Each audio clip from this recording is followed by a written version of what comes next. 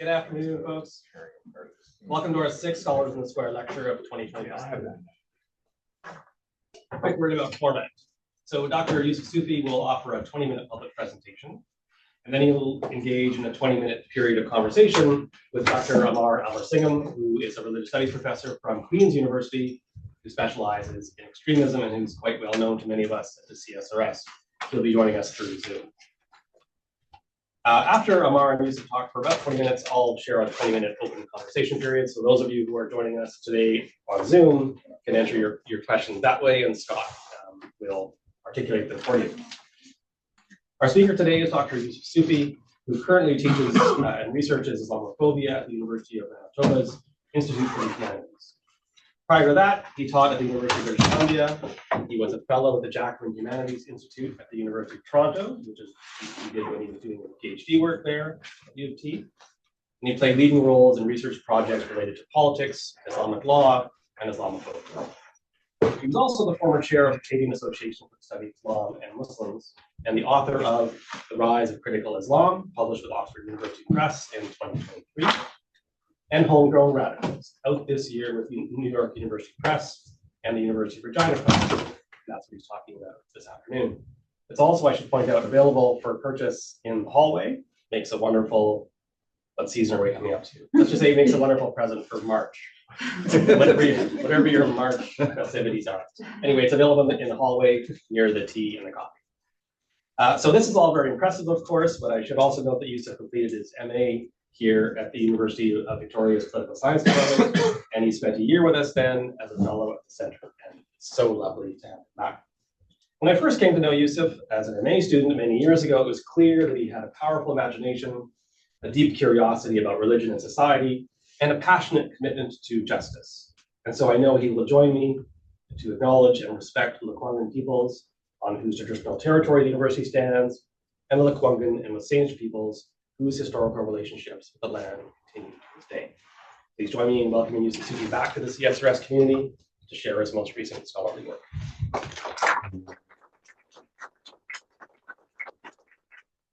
Thank you so much for that kind introduction, Paul. And thank you for hosting me. Thank you to Rachel.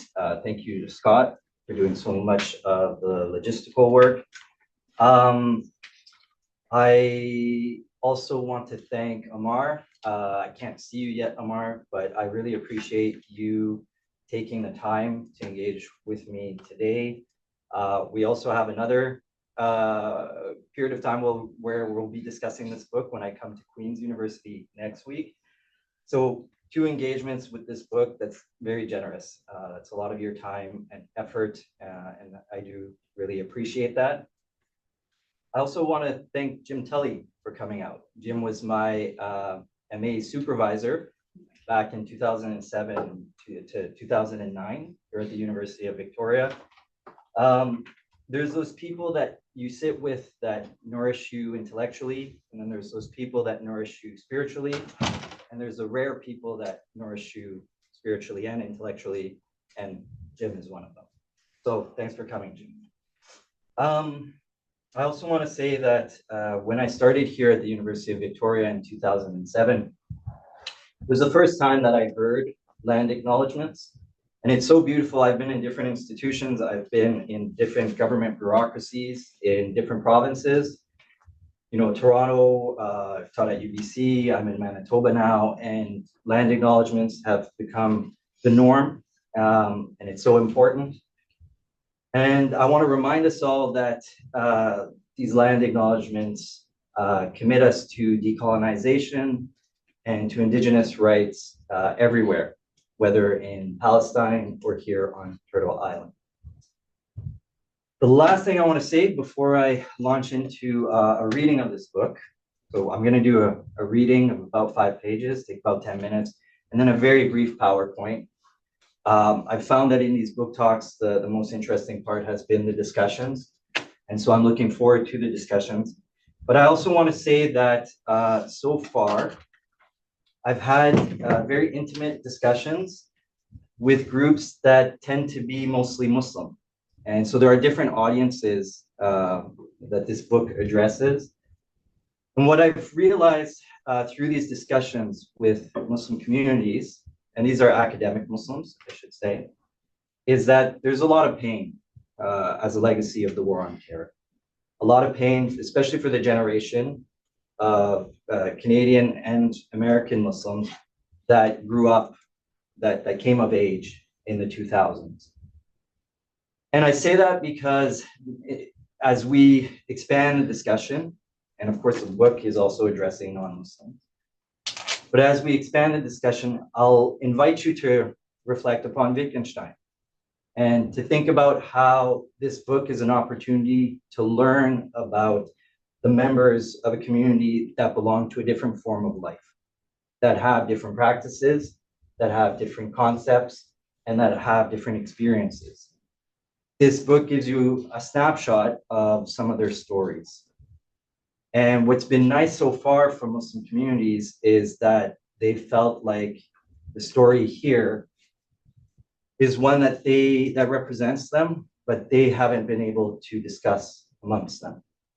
Because, as the discussion will unfold, and as I mentioned in the book, when we think about the War on Terror period, we have to remember the Kafkaesque nature of being a Muslim during that time and knowing a quote unquote radical. So I'm inviting you all to be attuned to that vulnerability and that pain, and also to listen attentively, because to understand this book is not just to read its claims, but also to start to learn a different vocabulary, a different set of concepts that give us access to this form of life. All right, here we go. I'll read the very few first pages, the first 5 pages of the introduction. They found him. July 2016. I am walking through Ottawa's Parliament security. My phone rings. Private number. It's the 3rd time that someone blocking their number has tried to reach me. I wonder who it could be, what they want. I answer hastily and slightly nervously. Hello? Hi, is this Youcef Soufi? Yes. This is Detective Paul from the RCMP in Winnipeg. I've been trying to reach you. I've left voicemails, but you haven't gotten back to me. The Royal Canadian Mounted Police? I start to think about all the possible reasons why Canada's National Police Force might want to talk to me. I haven't murdered anyone. And the last time I checked, I don't sell or do drugs. Did I accidentally do something?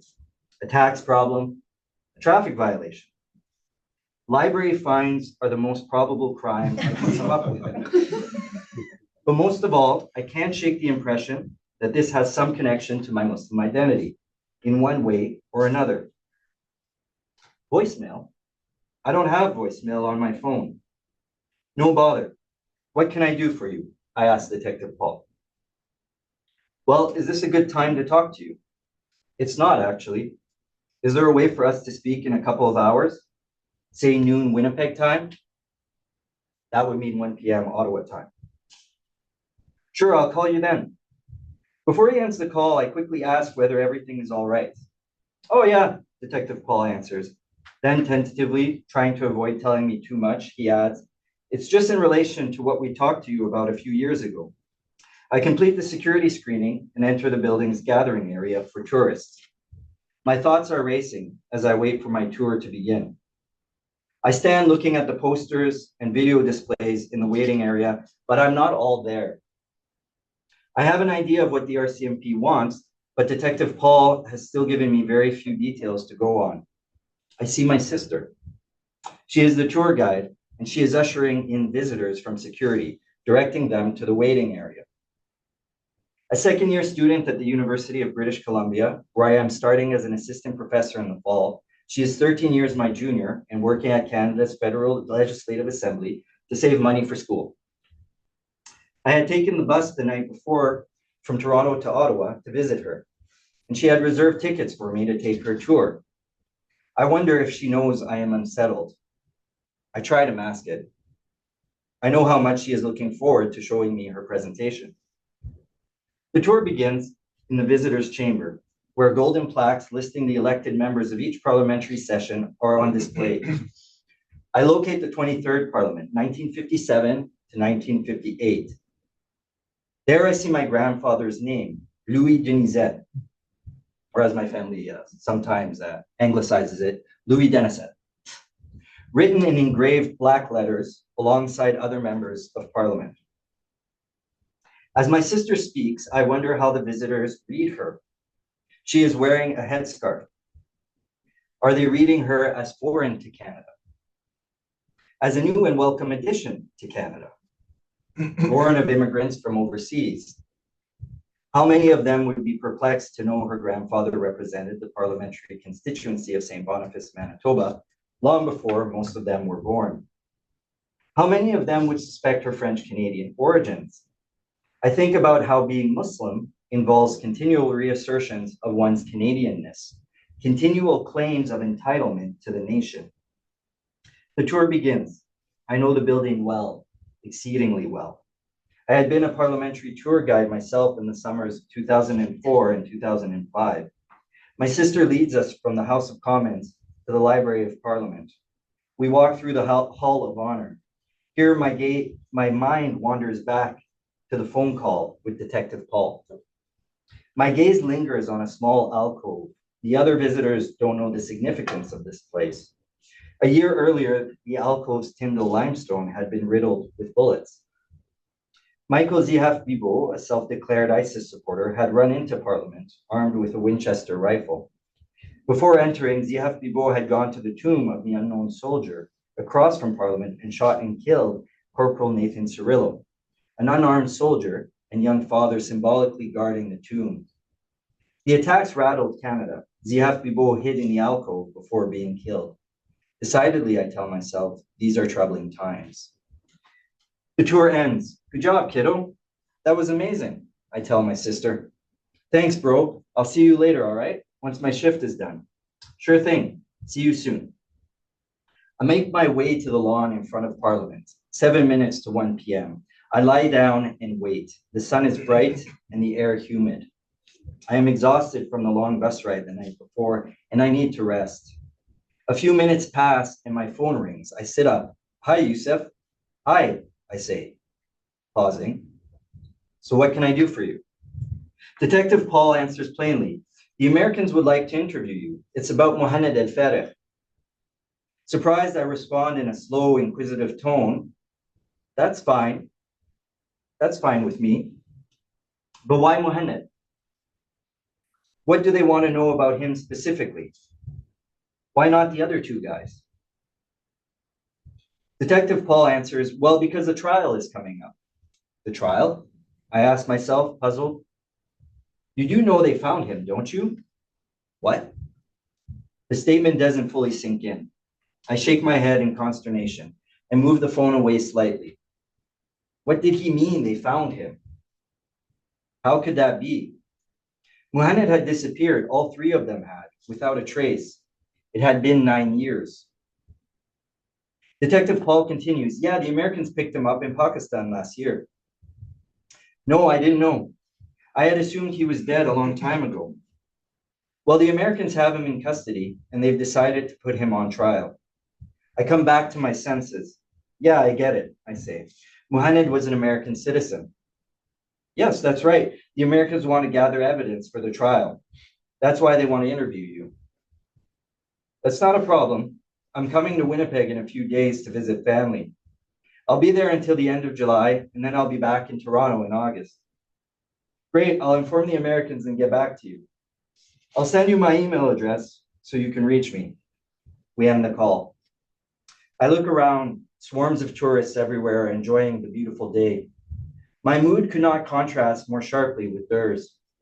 With furrowed eyebrows, I am pensive, absorbed in my thoughts. The events surrounding Mohamed's disappearance had greatly impacted my life, all our lives. Now, just like that, he was back. I looked behind me to the imposing neo-Gothic clock tower of Parliament. Detective Paul had said Mohamed was on the news. How did I miss that? I pull out my smartphone. I can't remember exactly how to spell his name. I enter Mohamed El Fareh. Google corrects his name for me. I see a series of news sources that have covered the story in recent months and select an article from the CBC. It features a sketch from a New York City courtroom. Plain as day, it is Mohamed. He has gained weight. His beard is long and scruffy, and he has a receding hairline. But it is him. Same short height, oval face, blonde hair, and round nose. The sketch even shows distinct crease marks on his forehead. His eyes are different, though. They have lost their life. Muhammad's eyes used to twinkle. But here he looks pitiable, forlorn, and broken. As I read the article, I quickly learn why. He had been in solitary confinement for the last year, in a room little larger than a closet for 23 hours a day. So he wasn't dead, I thought. It had been 9 years. 9 years I had waited for answers, and not just about Mohammed, but also Farid and Maywan. All three had disappeared in March 2007. I remember my friend Dawood's words. When they left a mess. We resented them for that. They left a mess that the Winnipeg Muslim community would have to deal with. A mess and a mystery. What had happened to these three men? Where were they? What were they doing? Why had they left? There had been whispers of Pakistan, radicalization, terrorism, but whispers were all that we heard. Now with Mohammed in custody, perhaps, finally, we would have some answers. I lie back down on the grass. I think of our increasingly precarious and polarized world. The emergence of ISIS has led to a proliferation of acts of terrorism worldwide. Paris, Brussels, San Bernardino, Istanbul. In the days prior to my trip to Ottawa, Omar Mateen carried out the largest mass shooting in American history at the Pulse nightclub in Orlando, Florida. Muslims are increasingly under the microscope. Donald Trump's proclamation to ban all Muslims from America is gaining a degree of support that would have been hard to imagine a short while earlier. The road ahead seems arduous, to say the least. All right, I'm going to launch into a brief overview of the book, and I'll try to do it as quickly as possible. The book focuses on the story of these three men, Mohamed El Fareh, Farid Imam, and Maywan Yar. They were three students at the University of Manitoba who in March 2007 disappeared. Now, because they were young Muslim men, that worried the authorities, and it led to a massive investigation by CSIS, ERCMP, and American security agencies. At some point, it's reported that George W. Bush was even briefed about their disappearance. Now, you might ask, why such a fuss for these three individuals? We know that hundreds, thousands of Western Muslims from Europe and North America left their homes in the 2010s to join ISIS. But in 2007, the phenomenon of the homegrown radical was rather new. And not many people had left Canada to, as it was suspected, join a militant or terrorist organization overseas. For 10 years, we didn't know what happened to these three individuals. But then in 2017, Mohamed El Fareh was put on trial. He was first captured in Pakistan in 2014, then transferred to American custody in 2015. And for the next couple of years, the American state, the prosecution for the case, gathered evidence, and they put him on trial in 2017, notably on September 12th in New York. That trial led to the the gathering of a lot of evidence by the prosecution. And that evidence made its way into court exhibits and to court transcripts. And those court transcripts permit us, academics, historians, to now understand what happened to these three men. From what we can gather, these three men were influenced by this individual, Anwar el-Awlaki. Anwar el-Awlaki is, or was, an American imam. He was the imam of the Dar al-Hijra mosque in Church Falls, Virginia. And he's well known because in the mid-2000s, he was jailed in Yemen and eventually joined Al-Qaeda in the Arabian Peninsula. After joining Al-Qaeda in the Arabian Peninsula, he also had a disproportionate role in influencing a lot of Anglophone Muslims to rebel against their states. So a lot of terrorist attacks during the Obama years could be linked back to his teachings. He became such a thorn in the side of the Obama administration that in 2011, Obama sent a drone strike that killed Anwar al-Awlaki. It became a big news story because al-Awlaki was an American citizen. And essentially the Obama administration assassinated one of their own citizens without putting him on trial and without an actual imminent danger to anybody's lives. The way the Obama administration justified it was by, let's say, semantic pirouettes in redefining the notion of imminent danger to include Anwar al-Awlaki hanging out in Yemen. So, is this a typical radicalization studies book? No, and I wouldn't put this book within radicalization studies at all, in fact. The title has to be read ironically and a little bit as a publicity stunt from NYU Press. I have deep concerns with the field of radicalization studies, with all respect to those in the room here that have published in that field. I have concerns about how they feed a harmful narrative about dangerous Muslims that afterwards sanctions the surveillance of an already vulnerable, maligned, and marginal community. I also have concerns about it having any epistemological validity.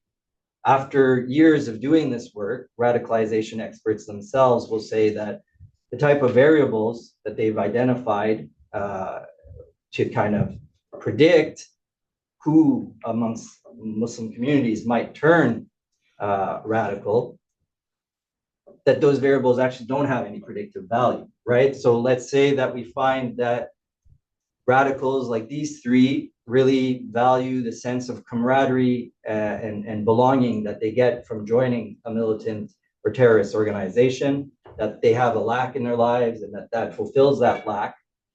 For every radical, for every Muslim that would have gone on the path of radicalization, you would have hundreds, thousands that are in a similar situation that would not, right? So what am I doing exactly?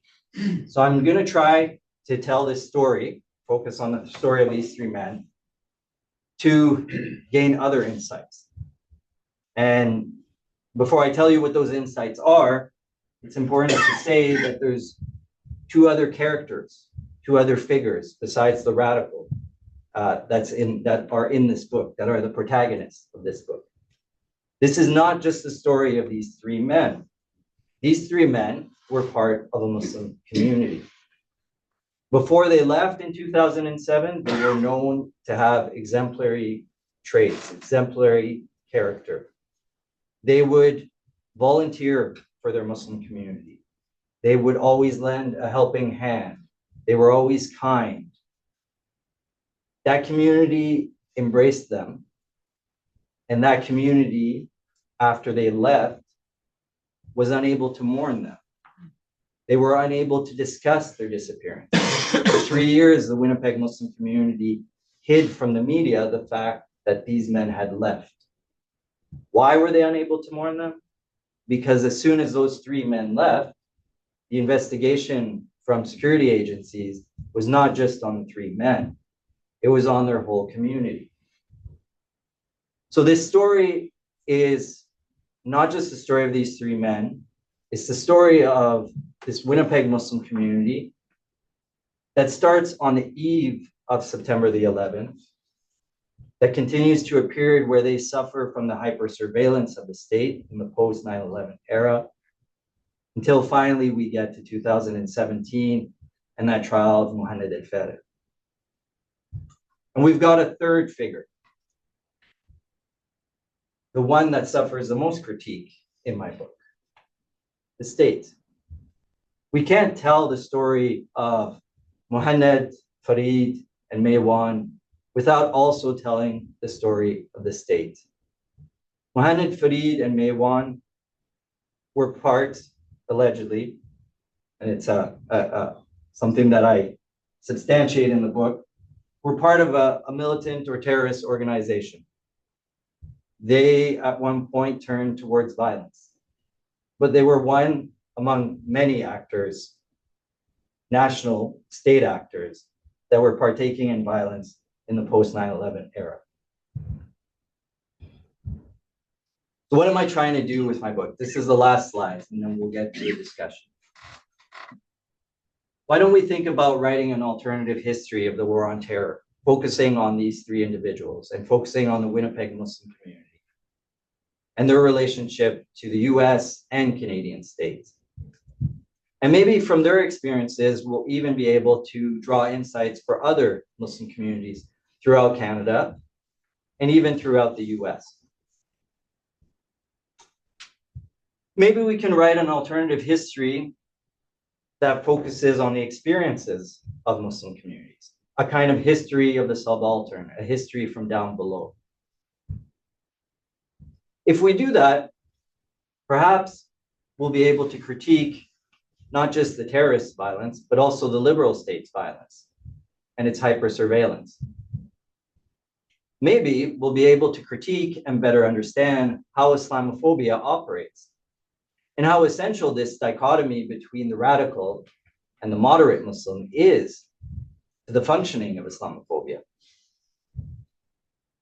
Maybe if we don't just take an interest in national security, we may even be able to gain insights into the Islamic tradition. For those of us who do religious studies, understanding the history of religious traditions is what we do.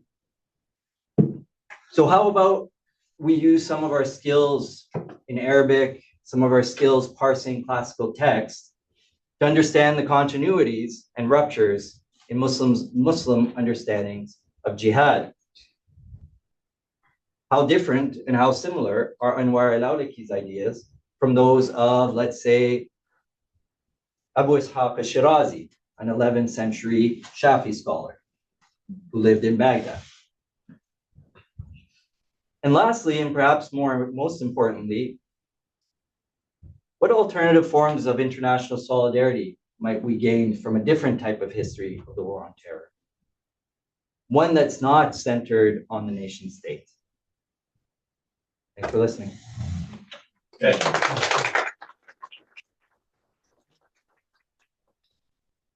Thanks, Youcef. So now, there he is. Hi, Omar. Good to see you. Hi, how's it going? You can hear us okay? Yeah, let me just change the view here so I can see everybody.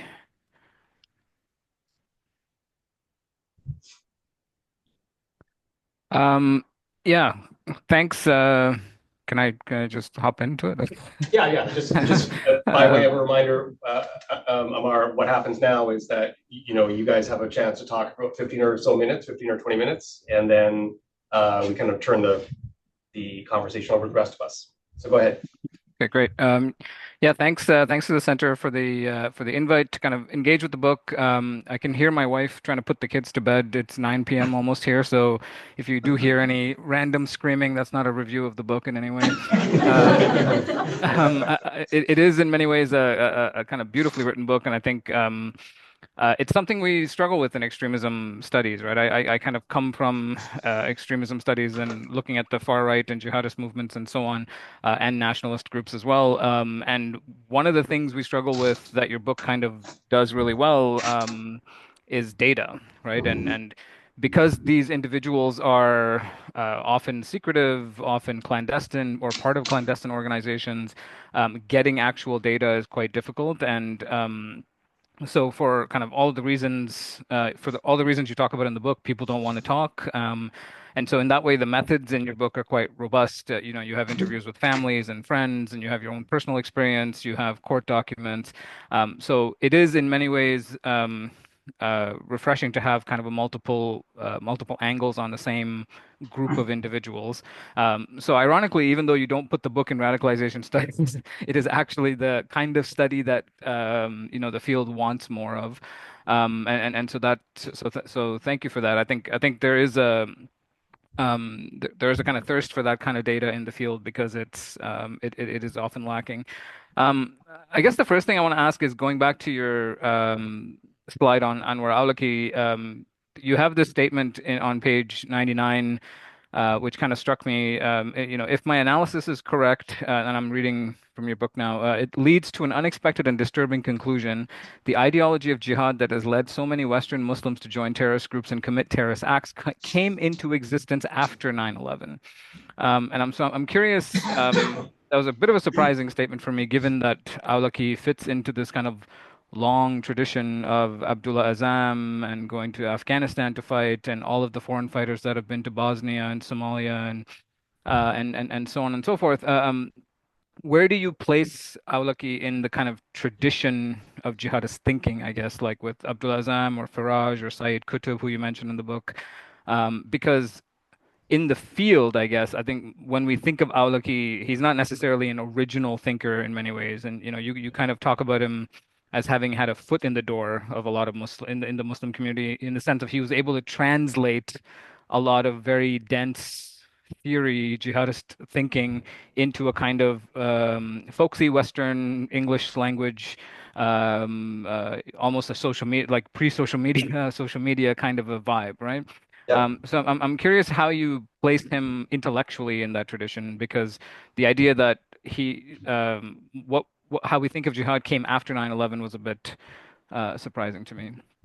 Yeah, thanks, Mar. I mean, that's a rich question, and you'll forgive me if I like go back, 1,000 years, but like, Show off. yeah, you have to, right? So, no, I think it's important when we're talking about intellectual genealogies to acknowledge both continuities and ruptures. So I'll acknowledge those continuities.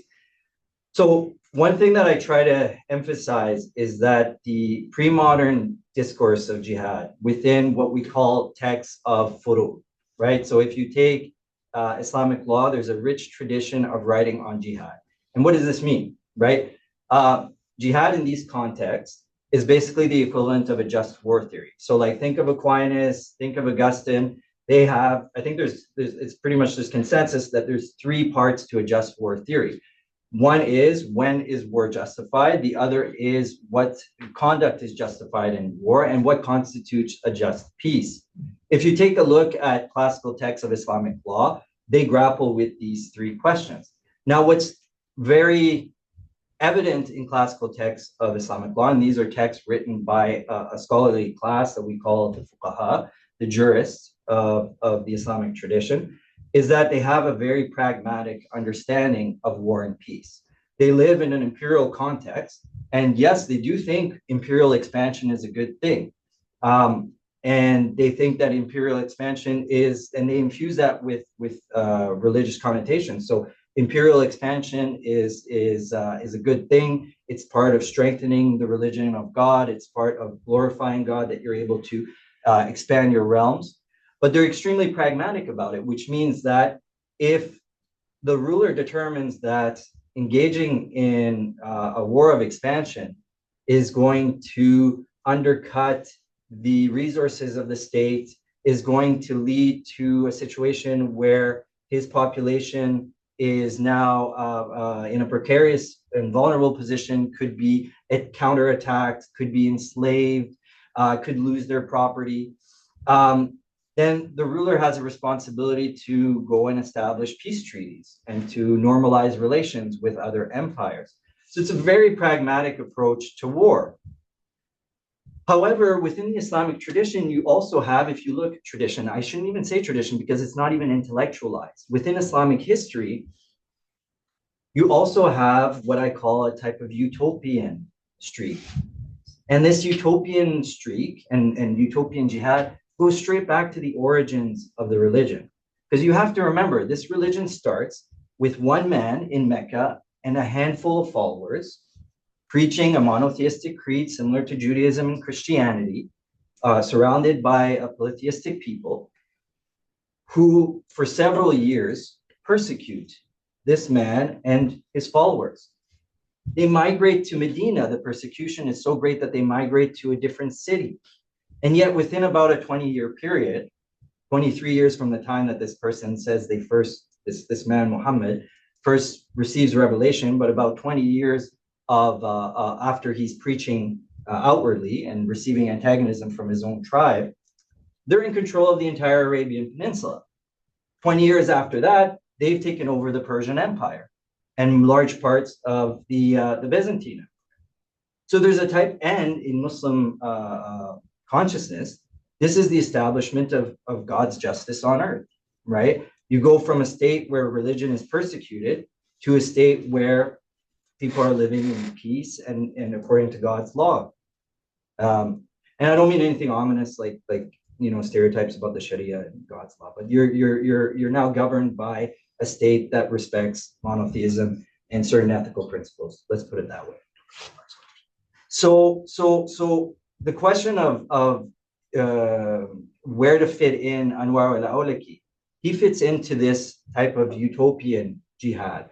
Throughout Islamic history, you have groups like the Abbasids, who became well established, but they first established their rule through a type of utopian desire to establish justice, right? They overthrow the Umayyad Empire. Closer to home, the Saudis, they had a huge religious fervor. They had a group called the Ikhwanis among their troops. So Anwar al-Awlaki is part of that tradition. So there's continuities with the past. And that tradition gets revived, I would say, specifically in the thought of Abdullah Azzam. Abdullah Azzam, as the chief kind of ideologue of the anti-Soviet jihad, says he's not thinking pragmatically. He says, yeah, you're fighting a Soviet empire, but Muslims have a duty to abandon everything that they're doing, go to Afghanistan, and defend those lands, right? Anwar al-Awlaki, of course, is drawing on all these thinkers from Al-Qaeda. That's not something I'm denying, and particularly Abdullah Azzam and the person whose text he's commenting on, which is Youcef al-Ayari. The thing is that Anwar al-Awlaki is also changing that theory to address the war on terror. It's specifically addressing the war on terror. And it's addressing, number one, why Muslims have been apathetic when they see the mass killing of Muslims overseas, right? Anwar al-Awlaki has an answer to that. Abdullah Azzam doesn't. Youcef al-Ayari doesn't. Al-Awlaki does. So it's not just a translation of ideas. And al-Awlaki also has a solution. That solution actually in many ways is very similar to what Azzam would say, which is that jihad is an obligation. But he's specifically addressing the war on terror. So that's where I would situate al-Awlaki. It's absolutely part of Azzam's tradition, absolutely indebted to those thinkers that influence Al-Qaeda, but now addressing specifically the war on terror. And that's what resonates with these three young men. And that's what resonates with, so many of the people that you've studied. The The other, and I'm cognizant of time, but I mean, the other kind of major debate I think your book speaks to or gets involved in is the place of education, right? And you say in a different bunch of different places that these individuals didn't have access to their religion, I think is your exact phrase, where you say they because the tradition is in Arabic and a lot of the legal debates are in Arabic, they weren't really plugged in to all of the debates in any meaningful way. So this is a major debate actually in radicalization studies and extremism studies, which is the role of education, right? Is that if I don't know if you remember, there was a case a while back of a bunch of two Muslim guys arrested at the UK in London at the London airport, and they found Islam for Dummies in their backpack, right? And so they were traveling to go join ISIS, and then so this became a whole thing that look at these people who don't know anything about their religion, but they're willing to fight and die for this cause.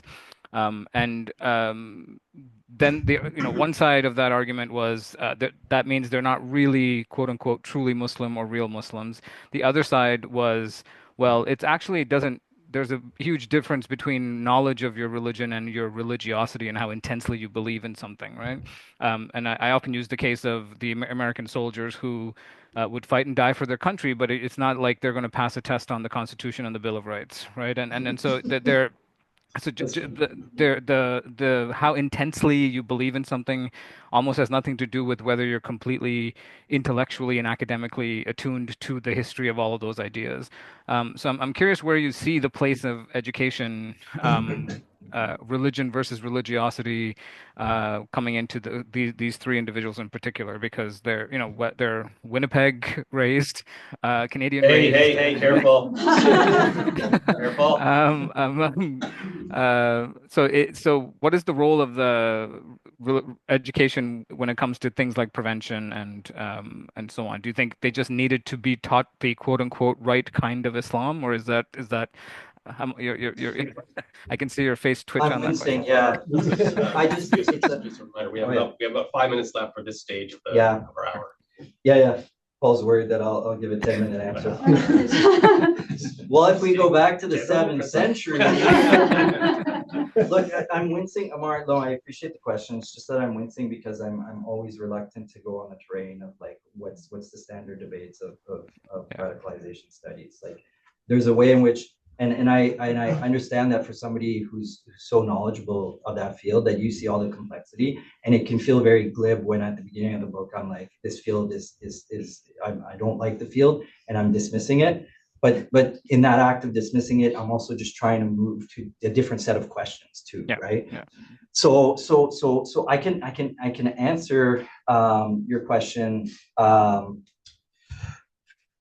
I before Paul stepped in, I had a thread there where I was able to. The question of education. The question of education, right? Yeah. So thank you.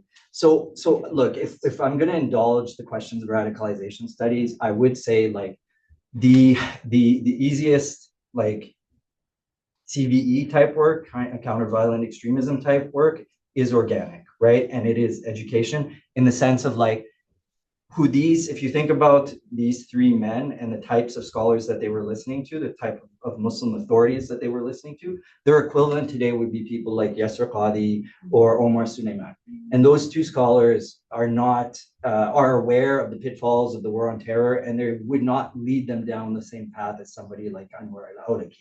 Right. So there's a way in which, like, yeah, education really matters if you're concerned about radicals. But since I'm not really that concerned about radicals, and I'm more concerned about critiquing the state, the point that I'm trying to make here is there is this assumption, and I'm concerned about critiquing Islamophobia.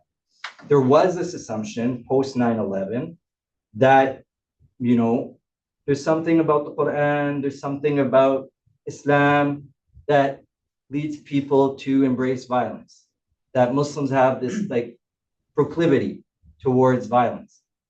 And part of what I'm doing there when I say like they didn't have access to the tradition is to say like, listen, I've spent 10 years of my life understanding this tradition. My first book has a ton of Arabic footnotes.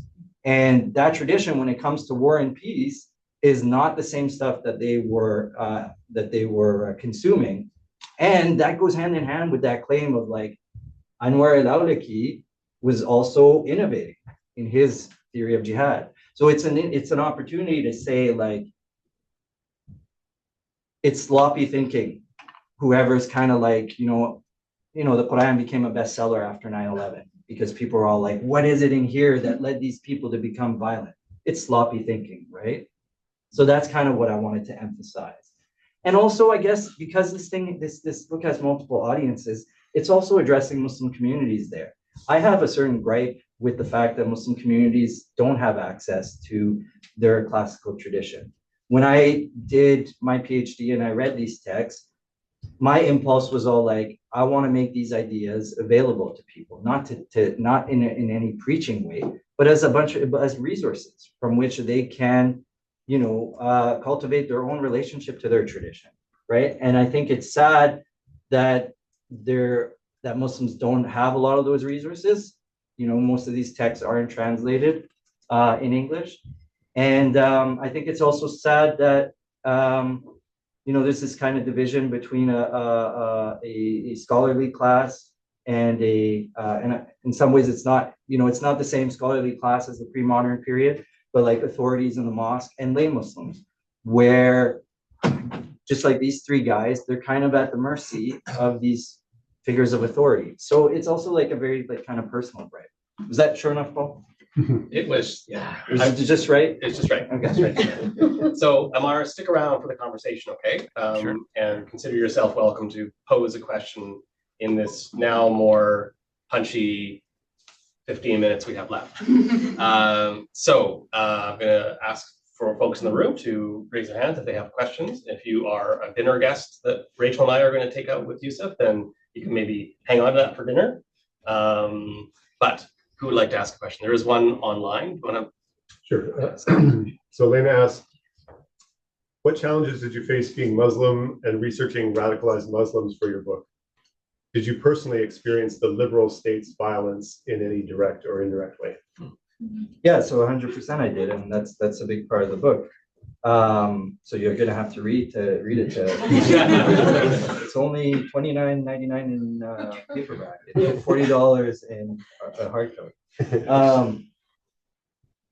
The hardships. There's several hardships. So this is a conversation that I've been having with Muslim communities, where there's a particular figure. So first you have to understand the paradigm of security agencies in the post 9/11 period. It works off of a paradigm of guilt by association, right? So let's say that somebody is targeted by CSIS, like these three individuals. CSIS is now suspicious. It's all allegations at this point, but they're suspicious that these three individuals have left Canada in order to do something nefarious, something criminal. Now their gaze turns on the people who are closest to those three individuals. That means family members. That means friends, like Muslim men their own age, friends, roommates, if they're Muslim roommates, their leaders in their mosque, because maybe they were radicalized by an imam in their mosque, right? And so you have this kind of paradigm of guilt by association. And then how does that trickle down, or how does that shape Muslim communities? Well, whenever I would go out to speak to potential interviewees, I always had the preliminaries. I didn't really know those guys. I didn't really know them. I don't think I can help you that much. I didn't really know them, right? So there's always this posture of distance, and nobody wants to know a radical, right? So that's one of the difficulties, and including as an author, right? So now I'm writing a book and I'm all like, yeah, I knew radicals, right? And I was having this conversation with Paul before, where I was like, one of the reasons I felt comfortable writing the book was that I thought it was just going to be for academics. And, not to say that academics are always the most enlightened bunch, but they have been trained to critique power. And then NYU Press was like, this is a juicy book, let's market it to everybody. So yeah, that's a challenge. And I have a character in the book, who I mentioned, Dawood, in those first 2 pages, who kind of exemplifies where I'd like Muslim communities to be and where I think I've finally arrived at. Dawood is somebody who, for years, felt a lot of resentment towards these 3 men because knowing those three men had a huge impact on his life. But Daoud, more than others, suffered suffered at the hands of security agencies. Again, you'll have to read the book to know how. And when I interviewed Daoud, he's at a point in his life, I didn't know what to expect. This is 2019. I'm starting off my research. Everybody does the preliminaries. I didn't really know them that much. Youcef, I can't be part of your study. I can't risk it. Okay, Youcef, I'll be part of your study because I trust you and I know you, but you got to make sure there's nothing that could link me to those individuals. Everybody's name here is a pseudonym. Sorry, not link me to those individuals. Sorry, that no indirect identifiers. So nobody's able to know that it's me, right? Don't say what program I was. Don't say my ethnic background, right? But I figure I'm going to encounter the same thing with Daoud. I arrive at his home. We go out for a walk. It's COVID time. We're social distancing. We're out in the park, and I see a very different person. This person is very settled in his Muslim identity. He suffered more than any other of my interviewees. He knows that Kafkaesque thing that I talked about, right? He's settled in his Muslim identity. He knows he hasn't done anything wrong. He knows he has nothing to be ashamed of. And after our interview, Daoud tells me, like, thanks, Youcef. Like, that was cathartic. And Daoud knows that these guys, at least allegedly, have done crimes. It's not condoning that. But he can see them in their full complexity. And being able to talk about them as part of our community is important. He has fond memories of them, and he's no longer afraid to say it. And there's a way in which I'm inviting my Muslim community to get there. They have nothing to be ashamed of. And they can start the process of grieving, and they can start the process of having these tough discussions about the pains that they've harbored for too long. Shubham. Thank you so much for this wonderful talk. My question pertains to the classical text, and which you like to show off. Have you come across any representations or conceptualization of this term jihad outside this tradition of Islamic thinkers or scholars? Like other religious traditions are describing what jihad is from outside, not from the tradition. And did this term change in different geopolitics? Like in South Asian Islam, it's defined in this way, but in Arabic or Persian Islam, it's defined in this manner. And if there is any difference in this term. Well, just keep our now I have to show my, like, no. No, I have to be humble now. Okay. Yeah. Yeah, go ahead. Like I don't have Urdu, I don't have Persian, right? So I can't tell you like very local text. The tradition is pretty much centered, like the legal tradition is in Arabic. That's the like lingua franca. And it is a tradition, like in the sense of like think of Alistair McIntyre. It is like one generation building upon the other in such a way that like they're always hearkening to the past, right? And so even when it doesn't, like there's changes in that tradition of jihad, like at a certain point when empire is no longer expanding, the reasons why normalizing relations with other states, other imperial powers becomes far more capacious, right? So it's changing and evolving, but it's like doing so slowly and always citing authorities. But like to get to your point, yeah, I wouldn't be able to talk about like, it would be like a specific question and then we could do the research. Like for instance, like on the question of peace treaties, I could tell you like where there's been shifts in the Hanafi tradition, right? But like, it would be hard for me to talk about it more generally. I don't know if this helps. I mean, we know that oftentimes when Muslims talk about jihad, there's the Sufi tradition, right? And so in that case, it has nothing to do with this Arabic term qital. Qital means combat. It's the Sufi tradition of like, because jihad just means struggle, right? So this jihad and nafs, like the Sufi tradition of struggling against yourself. And in many ways, that's far more salient to Muslims than the concept of qital. And one thing that I say in the book is that this notion of jihad, on the eve of September the 11th, like Muslims in Canada, it was not a concept that really mattered to them very much. They were not living in an environment where there was war. And if you went to a mosque, you know, the focus is on two things: building one's relationship with the divine, and then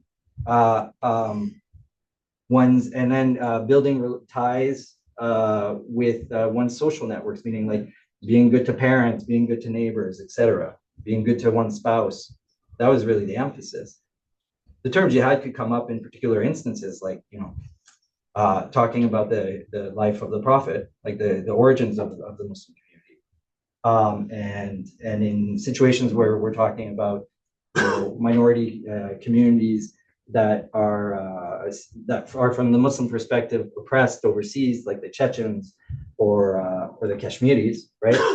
Those might come up, but it's not that concept of jihad and nafs would be something that would matter more to Muslims than qital. We have probably time for one more. Sorry? Maybe, I was wondering if you could explain what you mean about the possibility for alternative forms of international solidarity. Yeah, thank you. This one might take a little while to unpack, Paul. Okay, so I'm really inspired by works in the anthropology of Islam, works that have come out after September the 11th. People like Saba Mahmoud, Charles Hirschkin, Amira Mittermeier, Tel El-Assad is kind of their inspiration, their guide. And one thing that this literature does is to focus on Muslim communities and to kind of shatter the hubris of the Western Academy. To say, like, look at these communities that we deride as being, stuck in the medieval past. There may be some things in the way that they live their lives, in their form of life, that we can take inspiration from. So it's this move of humbling us in the academy, and specifically like turning the Western gaze away from Muslims and back on oneself. And I'm inspired by that. And so I do some of that in this book. There are moments that are extremely counterintuitive, where I will look at a radical and I will ask, what did that radical have to teach us? And in particular, I take inspiration from Muslim communities. I have to say, like, this is a personal thing. I wasn't always a Muslim. I talk about my conversion to Islam in my late teen years. And Muslims helped me, through joining that form of life, through joining that community, helped me see the world differently. And one of the things that they taught me in the 2 decades plus in the last 25 years that I've been part of that community is that solidarity doesn't need to be centered on the nation state. Like, solidarity doesn't need to be centered around similarity. That seems to be how the nation state works, right? We have a common history as Canadians, or an imagined common history. We inculcate in our kids that we have this common history. We think about common traits, things that we all share, passion for hockey and maple syrup, whatever it might be, right? But the Muslim community showed me that solidarity could be a choice, right? Because if you go to Muslim communities, they cultivate solidarity. They cultivate solidarity with people across the world that they share no cultural ties with, that they don't share the same language with, the same race.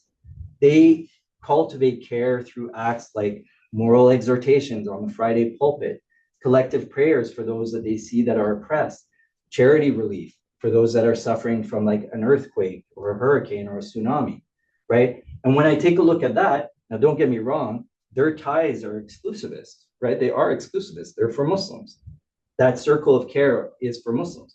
But it still gives us, if we turn that gaze back on ourselves, it gives us inspiration. It gives us a new vision of what solidarity could look like. And when I think about the folly of the war on terror, and when I think about the genocide in Gaza, I think that there's a lot to learn there. That these ties of solidarity are choices, and that self-cultivating care is a way forward. Yeah, well. Good. Scott's just going to do one. There we go. Thank you very much. So Hina Hussein is next week, but please join me in thanking Youcef for this week.